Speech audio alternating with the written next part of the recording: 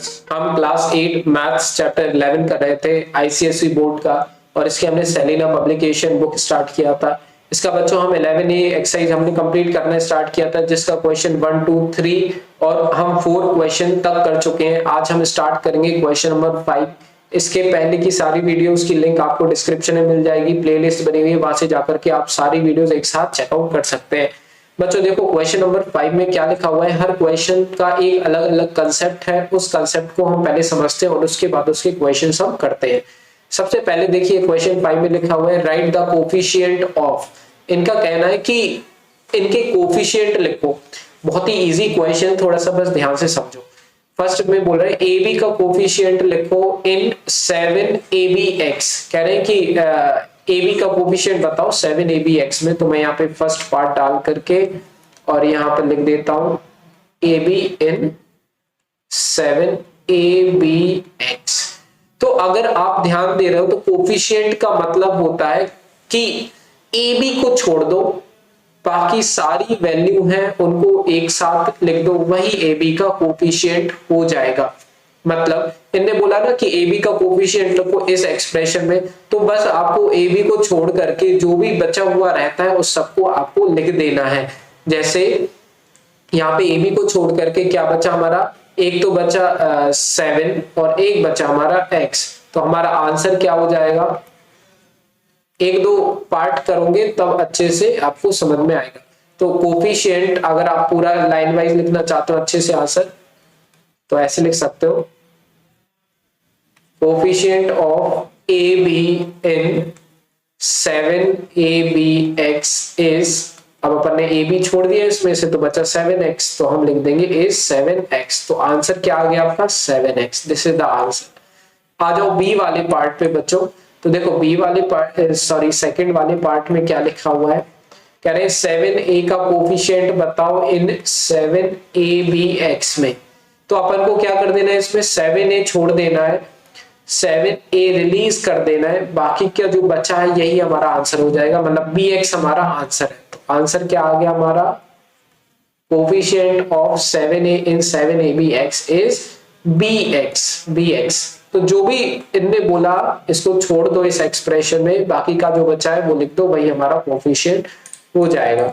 एक और पार्ट समझो और अच्छे से क्लियर होगा। मैं कहते आ रहा हूं कि आपको बस क्या करना है, 2-3 पार्ट अच्छे से समझ लेना है, तो बहुत ही इजीली आपको हर क्वेश्चन समझ में आ जाएगा। कह रहे हैं 5x² का कोफिशिएंट बताओ इन 5x² माइनस 5x में। ठीक है, तो ये बताना है। अब इसको सॉल्व करने के लिए अगर आप ध्यान से देखो तो हमें बस 5x² छोड़ना है, बाकी सब लिख देना है। लेकिन यहाँ पे हम देखें तो दो टर्म है, एक तो ये टर्म है और एक ये टर्म है। अब किस टर्म में 5x² हमारा आ रहा है, तो ये आ रहा है हमारा इस टर्म में। ठीक है, हमें बस इससे मतलब है, इससे हमें कोई मतलब नहीं है सेकेंड टर्म से। जिस भी टर्म में जिसका कोफिशिएंट पूछा है बस उस टर्म को देखना है। तो इसका मतलब हम सिर्फ इसको देखेंगे, क्लियर, बाकी का हमें किसी से मतलब नहीं है। अब आप अगर ध्यान दे रहे हो तो 5x² है ये। 5x² में हमारे लिए क्या बच रहा है, कुछ नहीं बच रहा है। जब 5x² के साथ कुछ और नहीं बच रहा है तो उसके साथ रहता है हमेशा 1, है ना। मतलब हमें 5x² को into 1 लिख सकते हो ना, क्योंकि किसी भी नंबर से 1 मल्टीप्लाई करो तो वही का वही नंबर रहता है। तो कहने का मतलब ये है कि जिसका भी कोफिशिएंट पूछा है बस वही टर्म हमें देखना है, अदर टर्म से हमें कोई मतलब नहीं है। इन्होंने बोला 5x² को बताओ, तो मैं सिर्फ 5x² वाले टर्म को ही देखूंगा, अदर टर्म से मुझे कोई लेना देना नहीं और कोई मतलब नहीं। क्लियर।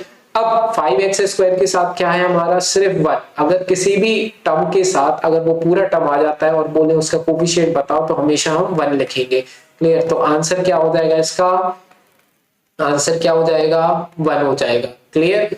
तो बस इतना याद रखना है आपके लिए, और कुछ भी नहीं है इसमें ज्यादा खास। फोर्थ पार्ट पे आ जाते हैं। फोर्थ पार्ट में कह रहे हैं कि बताओ 8 का coefficient in a² minus 8ax plus a। अब 8 का कोफिशिएंट क्योंकि ये पूछ रहे तो 8 वाला ही टर्म हम देखेंगे। तो 8 वाला टर्म हमारा ये है पूरा इतना। ठीक है, साइन भी हमें साथ में लेकर के चलना है।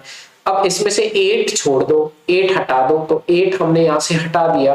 क्या क्या बच रहा है हमारा, तो अगर आप ध्यान से देख रहे हो तो माइनस साइन बच रहा है और ax बच रहा है, तो माइनस ax हमारा हो जाएगा कोफिशिएंट ऑफ 8, है ना। तो आंसर हमारा क्या आएगा, आंसर हमारा आ जाएगा -ax। This is the answer for fourth part. Clear. अब फिफ्थ वाले पार्ट पे आते हैं। अब अगर आप फिफ्थ वाला पार्ट देखें तो इन्होंने बोला है कि 4xy का कोफिशिएंट बताओ इस एक्सप्रेशन में। तो अब सबसे पहले आप सर्च करो 4xy वाला कौन सा टर्म है, तो ये है हमारा ये टर्म -4xy।